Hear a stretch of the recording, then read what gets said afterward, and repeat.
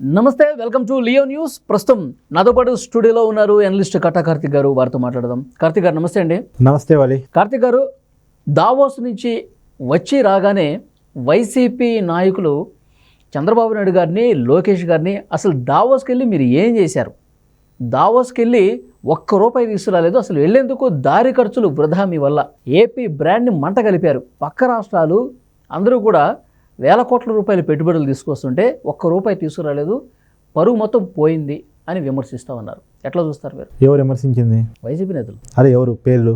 గుడివాడ అమర్నాథ్, రోజా. సరే, ఒక్కొక్కరుగా మాట్లాడుకుందాం. గుడివాడ అమర్నాథ్ ఆయన గురించి మాట్లాడుకోవాల్సి వస్తే ఎంత తక్కువ మాట్లాడుకుంటే అంత మంచిది.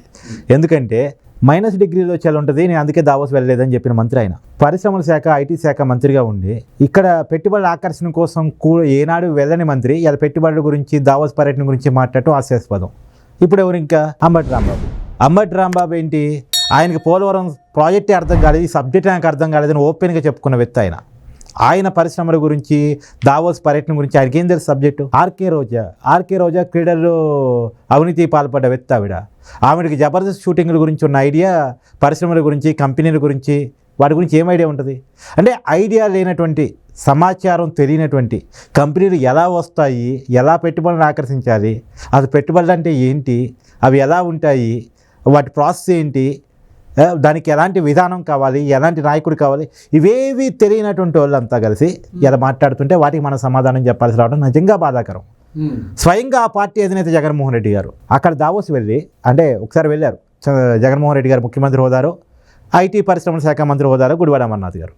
అక్కడ పారిశ్రామికవేత్తలు, కంపెనీల అధిపతులు అనేక ప్రశ్నలు అడుగుతారు కదా, పెట్టుబడి పెట్టాలంటే అడుగుతారు కదా. అడుగుతుంటే లెంతీ క్వశ్చన్స్ అడుగుతున్నారు. ఇట్స్ వెరీ లెంతీ క్వశ్చన్ అని సమాధానం చెప్పడానికి ఇబ్బంది పడి, సమాధానం రాక, సమాధానం చెప్పలేక వెనక్కి వచ్చేసి తర్వాత దావోస్ పోవటమే మానేసినటువంటి వ్యక్తులు వాళ్ళు. ఇలాంటి పెద్ద పెద్ద క్వశ్చన్లు ఉంటాయి కాబట్టి వెళ్ళకపోవడం బెటర్ చేశారా? అలా మానేసి పైగా ఇండస్ట్రియలిస్ట్ని ఆకర్షించడానికి ఏమీ చేయట్లేదని అందరూ తిడుతున్నారని చెప్పేసి వైజాగ్లో పెట్టాడు సమ్మిట్. వైజాగ్లో ఆ సమ్మిట్లో పాల్గొన్న వాళ్ళు ఎవరు? వైసీపీ సోషల్ మీడియా కార్యకర్తలకి కోట్లు లేపించి కూర్చోబెట్టి ఇదిగో నేను సమ్మిట్ పెట్టానని చెప్పాడు. వాళ్ళందరూ ఐపాక్లో పనిచేసేటోళ్ళు కదా. అవును, ఆ వ్యక్తులందరినీ సోషల్ మీడియాలో ఐడెంటిఫై చేసి ట్రోల్ చేసి, అదే గ్లోబల్ ఇన్వెస్టర్స్ సమ్మిట్. ఎస్ అది జగన్మోహన్ రెడ్డి గారి పరిపాలన. జగన్మోహన్ రెడ్డి గారి పరిపాలనలో కంపెనీలు తీసుకురావడం పక్కన పెట్టండి, ఉన్న కంపెనీని కంటిన్యూ కానిచ్చారా? ఎన్ని కంపెనీలు పారదోరారు? ఇప్పుడు నేను పేరు చెప్పనా, వైజాగ్ నుంచి అదానీ డేటా సెంటర్ని పారదోరారు, తర్వాత ఒంగోలు నుంచి కాగితం ఫ్యాక్టరీని పారదోరారు, తర్వాత గల్లా జయదేవ్ కంపెనీని పారదోరారు, మురళీ మోహన్ కంపెనీని పారదోరారు. అది ఎవరిని బతకనిచ్చారండి? ఎవరిని ఉన్నిచ్చారు చెప్పండి? నా దగ్గర ఒక డేటా కూడా ఉంది, నేను కలెక్ట్ చేశాను, ఎన్ని కంపెనీలు పోయాయి అనేది ఒక్కసారి చదివి వినిపిస్తాను కార్తిక్ గారు మీకు. ఫ్రాంక్లిన్ టెంపుల్టన్, అమర్ రాజా, ఇంతకుముందు మీరు చెప్పినట్టు Lulu group, Asian paper mill pulps పరిశ్రమ, అదానీ డేటా సెంటర్ ఇంతకుముందు మీరు చెప్పారు, హెచ్ఎస్బిసి, సింగపూర్ స్టార్టప్ కంపెనీలు, రిలయన్స్ జియో చిత్తూరు దగ్గర, Holitech, Rajapalayam mills, Triton solar, mega seed park, Kia అనుబంధ సంస్థలు, జాకీ, జువారి సిమెంట్స్. అబ్బో, ఇన్ని పోయినాయి. ఈ వీడియో మొత్తం ఆ కంపెనీల పేరు చెప్పడం సరిపోయింది. కాబట్టి ఆ రకంగా పారదోరినటువంటి కంపెనీలు తీసుకురావడం పక్కన పెట్టు, పారదోరినటువంటి వైసీపీ నాయకులు, జగన్మోహన్ రెడ్డి గారు వాళ్ళు ఇవాళ చంద్రబాబు గారి గురించి, చంద్రబాబు గారి పర్యటన గురించి మాట్లాడటం అంటే హాస్యాస్పదంగా ఉంది. ఇదంతా వదిలిపోనియండి. కాదండి, ఒక్క డౌట్, వీళ్ళందరూ ఇన్ని కంపెనీలు ఇన్ని తీసుకురావాలంటే కొన్ని సంవత్సరాలు పడుతుంది, కానీ వెళ్ళిపోవటం అనేది ఒక్క రోజులో పని. వాళ్ళు జస్ట్ వీళ్ళు ఇబ్బంది పెడుతున్నారు. అంటే ఎలాంటి ఇబ్బందులకు గురి చేశారు పారిశ్రామికవేత్తల్ని? ఇప్పుడు వాస్తవానికి వేధించారు, వాళ్ళ పేరు మీద రాయమన్నారు. ఇప్పుడు ఎగ్జాంపుల్ కాకినాడ పోర్ట్ ఏం జరిగింది? ఏ విషయం బయటకు వచ్చింది? కాకినాడ పోర్టుని దౌర్జన్యంగా వాళ్ళ పేరు మీద రాపించుకున్నారు కదా. అయితే వాళ్ళకి కమిషన్ ఇవ్వాలి. ఇప్పుడు ఎగ్జాంపుల్ కియా ఫ్యాక్టరీ చంద్రబాబు గారు తీసుకొచ్చారు అనంతపురం జిల్లాలో. అక్కడ ఎంపీగా ఉన్నటువంటి వైసీపీ ఎంపీ గోరంట్ల మాధవ్ ఎంత అలచడి చేశాడు కమిషన్ల కోసం. షోరూమ్ బార్ కొట్టే ప్రయత్నం చేశాడు కదా, ఫ్యాక్టరీపై గొడవ చేశాడు కదా, అధికారులు గల్లా పట్టుకున్నాడు కదా, మాకెందుకు కమిషన్లు ఎవరు, మా పార్టీకి ఎందుకు చందా ఎవరు, నాకెందుకు డబ్బులు ఎవరని. అలా ఉంటే కంపెనీలు ఎవరు వస్తారండి? లులు గ్రూప్ వాళ్ళు కన్నీరు పెట్టుకుంటూ పోయారు. ఇవాళ మళ్ళీ చంద్రబాబు గారు వచ్చిన తర్వాత అదే లులు గ్రూప్ అధినేత చంద్రబాబు గారిని వచ్చి కలిశారు. మళ్ళీ ఆంధ్రప్రదేశ్లో పెట్టుబడి పెడతామని చెప్పేసి అన్నారు. ఇంకోటి, ఇవాళ చంద్రబాబు నాయుడు గారు కంపెనీలకి బ్రాండ్ అంబాసిడర్ అని కొత్తగా చెప్పేది ఏముందండి? ఆయనకున్న బ్రాండ్ ఏంటి అసలు?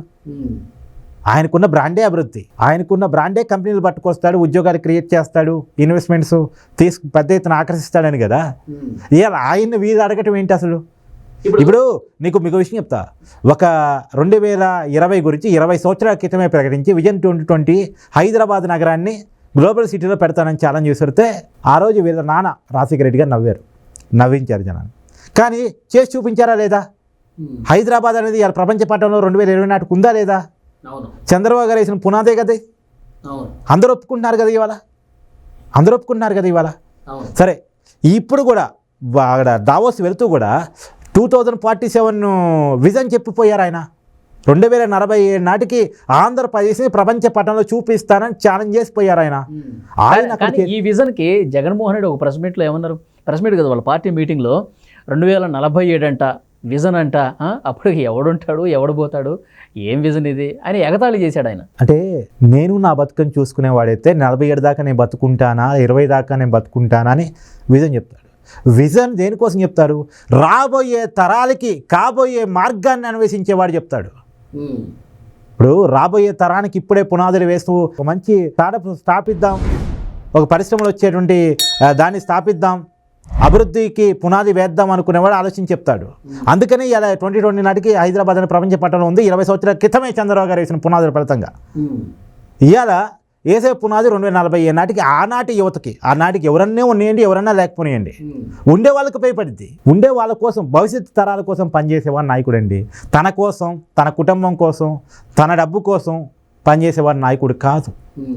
నాయకుడు అంటే విజన్ ఉన్నవాడు, నాయకుడు అంటే భవిష్యత్ తరాల కోసం ఆలోచించగలిగిన. హైదరాబాద్ అభివృద్ధి చెందింది. హైదరాబాద్ ఈ స్థాయిలో అభివృద్ధి కావడానికి చంద్రబాబు నాయుడు గారు ఎంత గొప్పగా విజన్తో పనిచేశారనేది ఇప్పుడు అభివృద్ధి చూస్తే కనిపిస్తుంది. ఐటీ సిటీ చూస్తే కనపడింది, విమానాశ్రయం చూస్తే కనపడింది. అవును, ఇప్పుడు అక్కడ దావోస్లో కూడా పెట్టుబడులు హైదరాబాద్లో పెట్టడానికి ఎక్కువ ఆసక్తి చూపడానికి కూడా కారణం ఇక్కడ చాలా సేఫెస్ట్ అని చెప్పి భావించారు.